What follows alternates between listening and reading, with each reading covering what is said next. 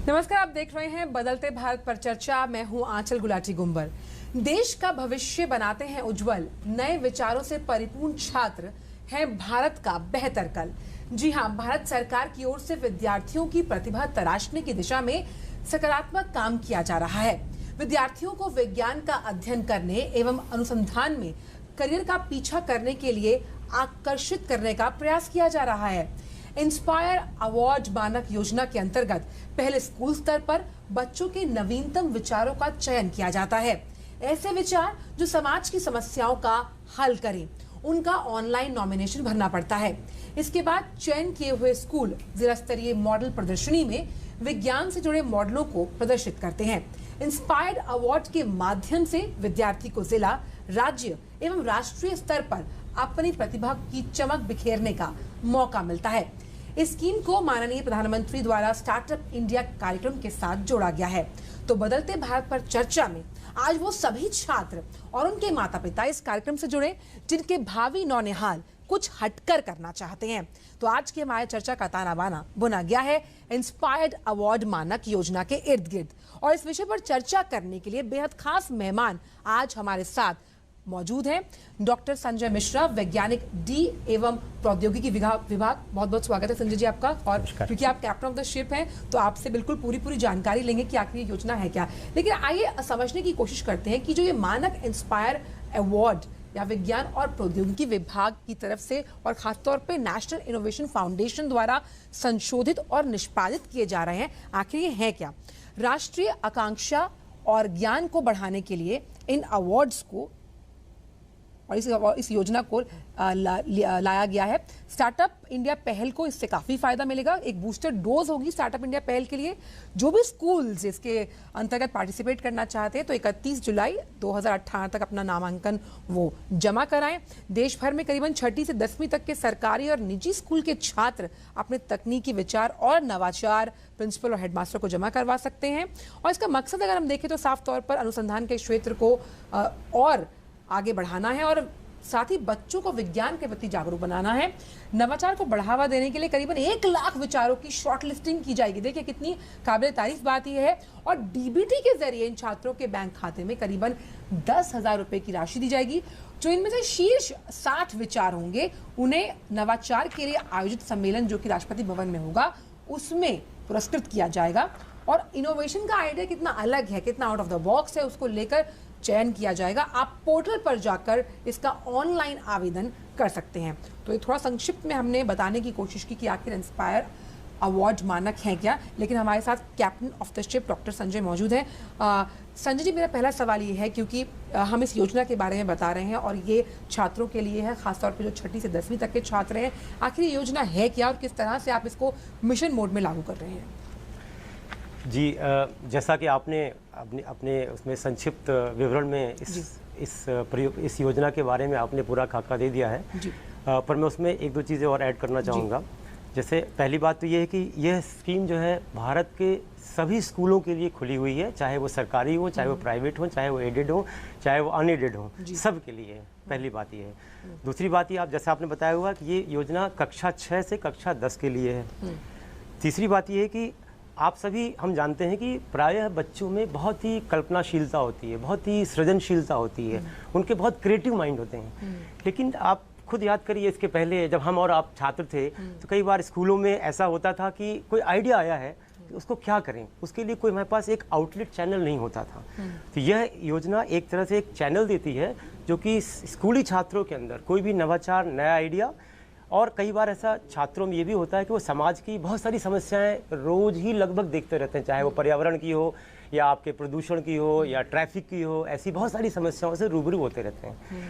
लेकिन उनके पास आइडिया भी आते हैं पर वो जाए कहाँ। तो इस योजना के तहत जो हमारा जो सामाजिक परिवेश है, जो देश की हमारी सामाजिक समस्याएं हैं, उसमें विज्ञान एवं प्रौद्योगिकी के माध्यम से वो इन आइडियाज़ को बता सकते हैं अपने प्राचार्य, हेडमास्टर साहब को। और प्राचार्य और जो कॉलेज, जो स्कूल के उनके मुखिया हैं, वो उनके उन 3 या 4 छात्रों के जो उस स्कूल के बेस्ट आइडियाज़ हैं उनको हमारी मंत्रालय की जो वेबसाइट है उससे वो दर्ज कर सकते हैं। और जैसा आपने पहले ही बताया है, मैं उसी को फिर से रीइंफोर्स करना चाहूँगा कि जब स्कूल के जो 2 या 3 बेस्ट आइडियाज़ हैं और उनको आइडियाज़ को रखते समय प्राचार्य को छात्रों या छात्राओं के नाम, उनके आइडिया और उनके बैंक डिटेल भी साथ में देने होंगे, ताकि डीबीटी करने में बहुत आसानी है। ताकि भविष्य में जब हम 1 लाख आइडियाज़ को जब चयन कर लेंगे तो उनको हम जल्द से जल्द भारत सरकार की ओर से 10,000 रुपए का डीबीटी के माध्यम से उनके सीधे के सीधे उनके खाते में पहुंच जाए। तो ये उनसे हम अपेक्षा करते हैं। तो ये एक हमारा जो प्रक्रियागत चीज़ है। जी, तो यानी कि जब हम बात कर रहे हैं इंस्पायर अवार्ड मानकों की, ये अपने आप में आउट ऑफ द बॉक्स है, ये खुद जो पहल है ये खुद बहुत अनूठी है। लेकिन हमने स्टार्टअप इंडिया का जिक्र किया था शुरुआत में संजय जी, तो किस तरह से स्टार्टअप इंडिया को बूस्टर डोज मिलेगा? क्योंकि ये जो 6ठी से 10वीं तक के बच्चे हैं, जब ये आगे अपना उद्यमिता के जरिए अगर एंटरप्रेन्योरशिप करना चाहते हैं, तो कहीं ना कहीं जो स्टार्टअप इंडिया की बात लगातार प्रधानमंत्री कहते हैं कि आप रोजगार देने वाले बनिए, तो इस कथन को बहुत सार्थक करते हुए ये अवार्ड्स। जी, आपने बिल्कुल सही कहा है। ये जैसा कि हम और आप प्रायः कहते हैं, अगर आप स्कूल के छात्रों में अगर आप बात करना चाहें, थोड़ा पीछे चलें, अगर जब ये योजना नहीं थी तो प्रायः हम लोग कहते थे कि आप स्कूल के टॉपर बनिए, आपके नंबर बहुत अच्छे नहीं चाहिए, आप entrance exam physics, chemistry, social sciences, सिर्फ हम किताबी ज्ञान को ही ज़्यादातर प्रमुखता देते रहे और उसी को ही हम प्रमुखता देते हैं कि आप बड़े होके आप डॉक्टर बनेंगे, आप इंजीनियर बनेंगे, आप सिविल सर्विसेज में जाएंगे, इस तरह की बातें करते थे। कभी कोई एक प्रक्रियागत या कोई स्ट्रक्चरल मैकेनिज्म हमने डेवलप नहीं किया था जहां हम उद्यमशीलता, जो कि प्रधानमंत्री जी हमारे कहते हैं कि आप जॉब गिवर बनिए ना, तो उसके लिए ये एक योजना जिसको मैं कहता हूँ एक फीडर मैकेनिज्म है। क्योंकि देखिए, उद्यमशीलता या उद्यम निकालने का काम तो जनरली आप कॉलेज या यूनिवर्सिटी की शिक्षा के बाद करेंगे, ठीक है, लेकिन रातों रात अचानक तो आप उद्यमशीलता नहीं बन जाएंगे। लिहाजा इस स्कीम के माध्यम से शुरू करनी ये प्रक्रिया शुरू हमने स्कूल के दिनों से ही शुरू कर दी है। और जैसे कि एक अंग्रेजी में कहावत है ना, कैच देम यंग, तो अगर आप उसमें देखना चाहें तो हम उनको कैच देम यंग, स्कूल के कैच देम यंग के माध्यम से हम उनको शुरू में स्कूली जीवन के में ही उनको हम उद्यमशीलता, और एक बात आती है क्रिटिकल थिंकिंग, ठीक है, आपको आउट ऑफ बॉक्स थिंकिंग। आज जो दुनिया बदल रही है, समाज बदल रहा है और विज्ञान एंड टेक्नोलॉजी बड़ी तेजी से बदल रही है।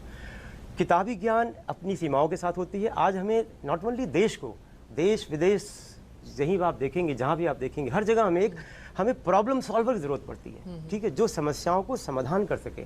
और उस उद्देश्य से इस योजना को आप उस देखना चाहें तो स्कूल में ही हम उनके एक बीज प्रस्फुटित करना चाहते हैं कि वो उद्यमशीलता बनेगा, उसके अंदर उसके गुण आ जाएंगे और उसके अंदर सृजनशीलता, कल्पनाशीलता, creativity, innovation and out of box thinking के साथ वो समाज के प्रति प्रॉब्लम सॉल्वर बने।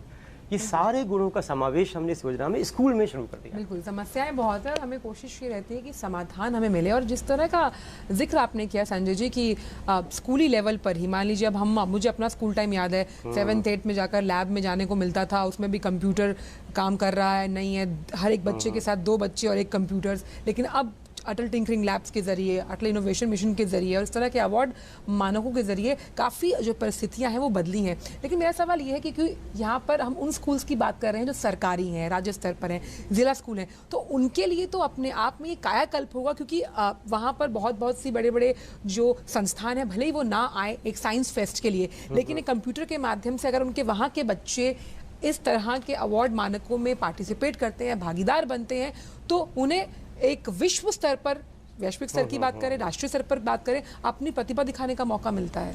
जी, आपने बिल्कुल सही बात कही है कि ज़्यादातर जो योजनाएं हैं, जैसे या ज़्यादातर जो और माध्यम हैं, वहाँ पे हम ये अपेक्षा करते हैं कि छात्र अपना कोई मॉडल बना के लाए, कोई चीज़ बना के लाए। जहाँ आपने बिल्कुल सही कहा कि कई हमारे स्कूल ऐसे भी दूर दराज में जहाँ पे संसाधनों का बड़ा कमी है और उस स्थिति में कोई चीज़ बना पाना थोड़ा मुश्किल होता है, ठीक है। लेकिन इस स्कीम की खासियत ये है कि आपको पहले स्तर पर कुछ भी नहीं करना है, केवल आपको इनोवेटिव आइडिया देना है। आपकी कल्पनाशीलता, आपकी थिंकिंग, जो चीज़ नहीं है अगर आप सोच सकते हैं और जो समाज के लिए उपयोगी होगी, और जो हम उसमें 3-4 बातें और भी हैं हम जो आपको बताएंगे अभी इस योजना के बारे में कि हम किस तरह से उसको निकालते हैं। लेकिन मुख्य बात जो आपने बात की उसमें मैं कहना चाहूँगा, इन द बिगिनिंग और in the first stage only ideas are invited, ठीक है, जिसमें कि सिर्फ आपकी सोचने की बात है। अगर आपने आइडिया एक अच्छा दे दिया जिसका कि पोटेंशियल है, जिसकी कि भविष्य में उपयोगिता होगी, बाकी तो हमारी योजना के तहत हम उसको पिकअप करके, और चाहे वो आईआईटी के प्रोफेसर हो, चाहे वो नेशनल लैब है, हम उस आइडिया को रियलिटी में या मॉडल में तो कन्वर्ट करा लेंगे बाद में। जो हमारा क्रेडिट है, जो हमें अभी ज़रूरत है, वो है एक अच्छे आइडियाज़ के लिए। तो ये इस दृष्टिकोण से इस योजना की बड़ी खासियत है। और उन स्कूलों को भी इसमें पूरा मैं कहूँगा बराबरी का मौका मिल रहा है, चाहे वो ज़्यादा संसाधन वाले हो चाहे वो कम संसाधन वाले, क्योंकि आइडिया तो आपके मस्तिष्क की और कल्पनाशीलता से और उससे बच्चे। बहुत अहम आपने बात कही कि संसाधन भले ही कम हो, लेकिन जो भी स्कूल है तो अगर उनके पास नवाचार है और वो सोचने की क्षमता रखते हैं तो उनके लिए ये अवार्ड्स हैं। और ख़ासतौर पर अगर इसको हम वापस अवार्ड्स मानक पर आएँ तो किस तरह से मान लीजिए 1 लाख आपके पास अवार्ड्स आए, किस तरह से शॉर्टलिस्टिंग की जाती है, फिर वो ज़िला स्तर से राज्य स्तर पर जाते हैं, राज्य से फिर वो राष्ट्रीय स्तर पर, और फिर किस तरह से राष्ट्रपति भवन में जाने का उन बच्चों को मौका मिलता है। इसकी जो पूरी एक जर्नी है, ये सफ़र है, अगर आप हमें समझा पाएँ थोड़ा सा। देखिए, इसकी जर्नी का जो सबसे प्रथम चरण है, जो पहला स्टेप है, उसमें हम स्कूलों के माध्यम से हम जो हर स्कूल के जो 3 से 4 जो बेस्ट आइडियाज़ हैं और उनको हम आमंत्रित करते हैं। तो पहला स्टेज में जो स्कूल का प्रधानाचार्य या हेडमास्टर हैं वो जो अपने विद्यालय से और स्कूल के जो बेस्ट आइडियाज़ हैं उनको मंत्रालय की वेबसाइट पर एक पोर्टल है हमारा, जिसका एड्रेस मैं आपको कार्यक्रम में बता भी दूंगा उसमें, तो उस पर वो दर्ज कर देते हैं। उसके बाद हमारे पास हम नेशनल इनोवेशन फाउंडेशन जो NIF हमारे मंत्रालय का एक स्वायत्तशासी अंग है, और उसके माध्यम से और भी जितनी हमारी विश्वविद्यालय या एकेडमीज़ हैं उनके माध्यम से हम उन जो भी हमारे पास आइडिया थे, आप कल्पना करिए कि लगभग 6 से 7 लाख स्कूल हैं भारत में इस समय, जिसमें कक्षा 6 से कक्षा 10 तक की पढ़ाई होती है। अगर हर स्कूल से हमें एक भी आइडिया आ जाए तो 5 से 6 लाख आइडिया हमारे पास आ जाएंगे। उन 5 से 6 लाख आइडियाज़ को हम 3 बातों की कसौटी पर हम उसको इवेल्युएट करते हैं एक्सपर्ट कमेटी के माध्यम से। पहली चीज़ तो उसमें नॉवेल्टी होनी चाहिए, यानी उसमें नयापन, नवीनता होनी चाहिए। यह स्कीम कोई साइंस के प्रोजेक्ट की स्कीम नहीं है कि जिसमें आपने साइंस का मॉडल बना दिया, जो एग्जिस्टिंग नॉलेज है उसके लिए नहीं है। यह स्कीम नवीनता, इनोवेशन की स्कीम है। तो पहला बिंदु तो नवीनता है। दूसरी बात है उसकी सामाजिक उपयोगिता होनी चाहिए। जो उसका आइडिया है उसके द्वारा, या उसने कई बार आइडिया के अलावा लोग छोटे मोटे यंत्र बना देते हैं, कई बार कोई चीज़ें वो बना देते हैं जिसकी उपयोगिता होनी चाहिए। तो पहला अगेन नवीनता होनी चाहिए, दूसरी सामाजिक उपयोगिता होनी चाहिए। तीसरी बात है कि जैसा आप इसमें सहमत होंगी, जो भी हमारे नए एक्शन होने चाहिए विज्ञान प्रौद्योगिकी के, वो सब पर्यावरण के प्रति अनुकूल प्रभाव वाले होने चाहिए। उनमें कोई प्रतिकूल प्रभाव नहीं पड़ना चाहिए। जैसे पानी का वेस्टेज नहीं होना चाहिए, बहुत ज़्यादा बिजली नहीं खर्चनी चाहिए, बहुत प्रदूषण नहीं होना चाहिए। तो नवीनता, समाज के लिए उसकी उपयोगिता और पर्यावरण के लिए उसकी अनुकूलता, ये 3 मुख्य हमारी कसौटियां हैं। और चौथी बात जो प्राय हम देखते हैं कि जैसे आप जानते हैं हमारे देश में हम लोग की जो भी सामान या जो यंत्र, जो भी चीज़ बने, वो एक आम आदमी को मुहैया करना पड़ता है। तो बहुत कॉस्ट इफेक्टिव होना चाहिए। और कई बार तो इन 4 की कसौटी पर कोई ज़रूरी नहीं कि आप कोई नया यंत्र बनाएं, नई चीज़ बनाएं। प्राय ये होता है कि जो हमारे पास वर्तमान में उपयोग की जो हमारे यंत्र हैं या जो भी हमारे एग्जिस्टिंग प्रोसेसेस हैं, प्रोडक्ट्स हैं, उनमें अगर आप परिवर्तन करके उसका उपयोग बढ़ा सकें, कॉस्ट कम कर सकें, इन सब कसौटियों पे, तो हम उसको ले लेते हैं। बिल्कुल, तो एक आइडिया आपकी ज़िंदगी बदल सकता है। और लगातार जिस तरह से स्कूल और अभिभावक का जो एक रोल है वो कितना अहम होगा, उस पर हम चर्चा करेंगे। लेकिन फिलहाल वक्त हमारे इस खास कार्यक्रम में एक छोटी सी ब्रेक का है। इस घर में अंडे देने से हमें कोई नहीं रोक सकता। मैं रोक सकता हूँ। तुम्हें पता नहीं हमें एडीज मच्छर जो फैलाते हैं डेंगू और चिकनगुनिया। मास्टर जी ने स्कूल में डेंगू मच्छर से बचने की सारी जानकारी दी है। अच्छा बच्चों, हमें चैलेंज जगह तो जरूर मिलेगी। नहीं मिलेगी, नहीं मिलेगी। यहाँ तो पूरे इंतजाम है। डेंगू की रोकथाम के लिए कूलरों के पानी को हर हफ्ते बदलें। बाल्टी और टंकियों को अच्छी तरह से ढककर रखें। पूरी आस्तीन के कपड़े पहनें। मच्छर भगाने वाली क्रीम, कॉइल और अगरबत्ती का इस्तेमाल करें। डेंगू से लड़े मतलब डेंगू से बचे। पक्की होगी बुनियादें तो हंसे हिंदुस्तान होगा। पहल करो शुरुआत करो, करो तो पक्की बात करो।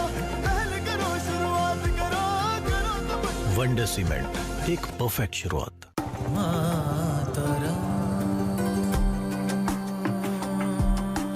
गूंज उठे हर मन में सरगम, जगमग कल हो, जगमग जगमग जगमग जगमग जगमग, देश स्वच्छ हो, निर्मल हो।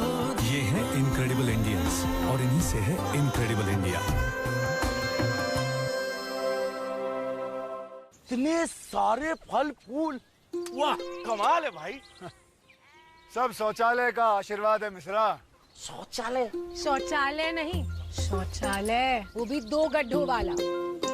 7 साल पहले मैंने इनसे कह दिया था शौचालय नहीं तो शादी नहीं। और मैंने क्या जवाब दिया था? 2 गड्ढों वाला नहीं तो शौचालय नहीं। 2 गड्ढे? क्यों? एक गड्ढा 5 साल में भर जाएगा शौच करते करते। उसके बाद लिवर को ऐसा घुमाओ और दूसरा गड्ढा खोल लो। अरे दूसरी की क्या जरूरत है, इसी को साफ करवा दो ना। टट्टी तो है। ये टट्टी नहीं है, ये सोना है। अरे ये गड्ढा भरने के बाद अगर 1 साल बंद रहेगा तो यही छीछी सोना बन जाएगा। यानी सोनखार। इसे हाथ से उठाओ और खेतों में मिलाओ और शौचालय का आशीर्वाद पाओ। अब तो मैं भी बनवाऊंगा 2 गड्ढों का शौचालय। और ये भाभी जी को दो। धरती का उपहार है मिश्रा। शौचालय हो तो 2 गड्ढों वाला। अच्छा बाबू नमस्ते। देखिए जानते तो सभी हैं कि ज्यादा तेल, चीनी या नमक खाना नुकसानदायक होता है, पर कैसे? हमें तो लगता है कि ज्यादा से ज्यादा थोड़े मोटे ही हो जाएंगे, बस चलेगा। हमें कौन सा फिल्म स्टार या ओलंपिक खिलाड़ी बनना है? पर अगर तेल, नमक या चीनी पे कंट्रोल नहीं किया ना तो high blood pressure, heart attack, stroke, sugar की बीमारी, आंखों की खराबी, किडनी फेल, कुछ भी हो सकता है। और इन सबके चक्कर में परहेज ही परहेज, सिर्फ खाने में नहीं, आपकी पूरी जिंदगी में, रोजमर्रा के हर काम में। नुकसान समझ लिए ना, बस हो गया काम आसान। अब लगाइए दिमाग को काम पे और फिर देखिए उसका खेल, क्योंकि तंदुरुस्ती दिल से ज्यादा दिमाग का खेल है। आज से ही खाने में चीनी, नमक और तेल कम कीजिए।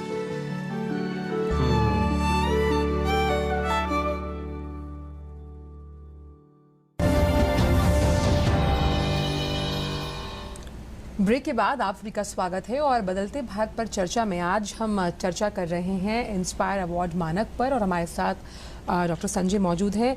संजय जी, जो कि हम बात कर रहे थे, चौथा मानक जो था वो राष्ट्रपति भवन तक पहुंचने का था, तो वहाँ पर जब उन 60 बच्चों को पुरस्कृत किया जाता है और आगे उनकी जो सफ़रनामा है वो किस तरह से होता है? हाँ आंचल जी, अभी मैं आपको बताना चाह रहा था कि ये तो हमने 3 या 4 मापदंड बताए जिनके आधार पर हम उनको जिला स्तरीय या राज्य स्तरीय प्रदर्शनी में चयन करते हैं। तो मैं संक्षिप्त में फिर उस सफ़रनामा को मैं पूरा आपको फिर से बताना चाहूँगा कि स्कूलों की जब एंट्रीज हमारे पास आ जाएंगी, उसके बाद इन जो 4-5 मैंने परिणाम बताया आपको, सामाजिक उपयोगिता, पर्यावरण की अनुकूलता और नॉवेल्टी या उनमें कितने नयापन है, इनके आधार पर हम चयन करते जाते हैं। जो प्रथम बेस पे जो 1 लाख एंट्रीज आती हैं, उनमें से हम 10% को जो बेस्ट होती हैं उनको हम एक निर्णायक मंडल के द्वारा चयन करके जिला स्तरीय प्रदर्शनी पर ले जाते हैं। भारतवर्ष के जितने भी जिले हैं उनमें एक प्रदर्शनी होती है जिसको हम एग्जीबिशन के माध्यम से, जिसमें ये छात्र जो 1 लाख आ चुके हैं वो अपना प्रदर्शन करते हैं। उनमें से जो 10% बेस्ट होते हैं वो राज्य स्तरीय पे पहुंचते हैं। उसके बाद जो 1 लाख से 10,000 हो गए 10%, 10,000 से 10% आपके 1,000 हो गए, तो 1,000 जो सबसे सर्वोत्कृष्ट जो प्रविष्टियाँ होंगी इस योजना के तहत, उनको हमारा विज्ञान एवं प्रौद्योगिकी विभाग नेशनल इनोवेशन फाउंडेशन के माध्यम से, वो हमारा उनके माध्यम से हम देश के जितने भी प्रतिष्ठित लैब्स हैं, IITs हैं, और जैसी प्रविष्टियाँ हैं, कल्पना करिए अगर कोई प्रविष्टि मान लीजिए लेदर टेक्नोलॉजी संबंधित है, लेदर से है, तो जो लेदर टेक्नोलॉजी के बेस्ट इंस्टीट्यूशन है, मान लीजिए यहाँ पे HBTI कानपुर है या मद्रास में हमारा इंस्टीट्यूट, हमारी CSI लैब्स हैं, हम उनके वैज्ञानिकों को उस आइडिया को उससे उनको हम मिलाते हैं और उसके बाद उसका क्या आउटकम निकल सकता है, लॉजिकल कंक्लूजन, यदि उसका मॉडल बन सकता है या उसका पेटेंट हो सकता है, उनके माध्यम से उनको हम आगे ले जाते हैं। यदि किसी का आइडिया टेक्सटाइल से बाय द वे, तो IIT दिल्ली में टेक्सटाइल है बाय द वे, ठीक है, या एग्रीकल्चर इंजीनियरिंग से तो हम उसको IIT खड़गपुर से बात करते हैं। तो जो भी देश का जो बेस्ट साइंटिफिक माइंड होगा उसको हम कनेक्ट करते हैं उसका आइडिया से, और उसके बाद उसका जो भी आउटपुट बेस्ट निकल सकता है समाज के लिए वो हम बनाते हैं, और उसके बाद वो मॉडिफाइड फॉर्म में, रिफाइंड फॉर्म में, ठीक है, जिससे कि बच्चे का देखिए आइडिया तो बहुत ही सिंपल सा, कई बार बहुत क्रूड सा होता है, ठीक है, बहुत ही सिंपल सा है, उसमें बहुत बारीकियां नहीं होती हैं, लेकिन जैसे जैसे वो इस सफरनामे में आगे बढ़ता रहता है उसमें रिफाइनमेंट आते जाते हैं, उसकी वैल्यूडेशन होती जाती है, और जब वो दिल्ली में जो हमारा राष्ट्रीय स्तर की जो हमारी ये प्रतियोगिता होती है, जिसको हम एग्जीबिशन, नेशनल लेवल एग्जीबिशन बोलते हैं, जिसमें भारतवर्ष से लगभग 1,000 प्रविष्टियाँ आती हैं, वो एक अलग लेवल पे आती हैं। उसमें भी जो हमारी जो सर्वोत्कृष्ट 60 प्रविष्टियाँ होंगी 1,000 में से भी, उसको फिर हम लोग राष्ट्रपति भवन में जो फरवरी और मार्च के महीने में एक नेशनल एग्जीबिशन, जिसको हम बोलते हैं कि जो हमारा राष्ट्रपति भवन में नाइस के नाम से होता है, जिसमें हम उनको एग्जीबिशन लगाया था। उसमें और भी लोग आते हैं, जिसमें भी एंटरप्रेन्योरशिप और आपके इनोवेटिव आइडियाज़ के और भी लोग आते हैं। इसमें 60 छात्र हमारे प्रतियोगिता में वहाँ पे जाते हैं, अपना वो शोकेस करते हैं वहाँ पे। यहीं पे सफ़रनामा नहीं रुक जाता है अंचल जी। ये 60 बच्चे जो हमारी स्कीम से आते हैं, जो टॉप लेवल तक, उनको हम लोग भारत सरकार के और जापान सरकार के माध्यम से, एक सहयोग के माध्यम से, एक सकूरा साइंस प्रोग्राम है। इन 60 छात्र छात्राओं को हम लगभग 1 सप्ताह के लिए इनको जापान भेजते हैं, जो वहाँ की जापान की जो भी साइंस एंड टेक्नोलॉजी चीज़ें उसको देख कर फिर वापस आते हैं। और जो मेरा पुराना अनुभव कहता है, जब बच्चे लौट के आते हैं तो बड़े चार्ज रहते हैं, बिल्कुल बदले रहते हैं, और उनमें बड़ी बहुत ही ज़्यादा उनके अंदर इंथुसियाज्म बहुत ज़्यादा बड़ा होता है। तो जुझारूपन साफ तौर पर बच्चों में दिखता है, और उसी की वजह से वो अपने सपनों को साकार करने की कोशिश करते हैं और एक सेतु की तरह काम कर रहे हैं। ये मानक अवार्ड्स की, अगर आपकी एक साइंटिफिक सोच है, वैज्ञानिक सोच है, तो अगर और आप इस वैज्ञानिक सोच को आकार देना चाहते हैं आविष्कार का, तो ये अवार्ड्स मानक का कहीं ना कहीं आपके लिए बहुत इम्पोर्टेंट सेतु का कार्यभार संभालते हैं। और संजय जी, आप इस शो पर आए, आपने अपने विचार इस मंच से साझा किए और हमें बहुत ही खूबसूरत जानकारी इस अवार्ड को लेकर दी। आपका बहुत बहुत शुक्रिया इस शो पर जुड़ने के लिए। तो उन अभिभावकों के लिए, उन बच्चों के लिए जो आगे आने वाले समय में भावी वैज्ञानिक बन सकते हैं और जिनकी सोच थोड़ी अलग है, कुछ हटकर करना चाहते हैं, अगर उन्होंने ये कार्यक्रम देखा है तो वो 31 जुलाई तक अपना नामांकन दे सकते हैं। अपने स्कूल के जरिए वेबसाइट पर जाना है, आपको अपने हेडमास्टर और प्रिंसिपल को अपना जो भी आइडिया है उसे लिख कर देना है, बाकी काम आपका स्कूल करेगा। और अगर आपका चयन किया जाता है तो फिर जिस तरह का सफ़रनामा आपने सुना, उसके आप भी सफ़रभागी बन सकते हैं। बहुत बहुत शुक्रिया हमारे सभी दर्शकों का हमारे साथ जुड़ने के लिए, और हमें दीजिए इजाज़त। बाकी खबरों और अपडेट्स के लिए आप देखते रहिए DD न्यूज़। नमस्कार।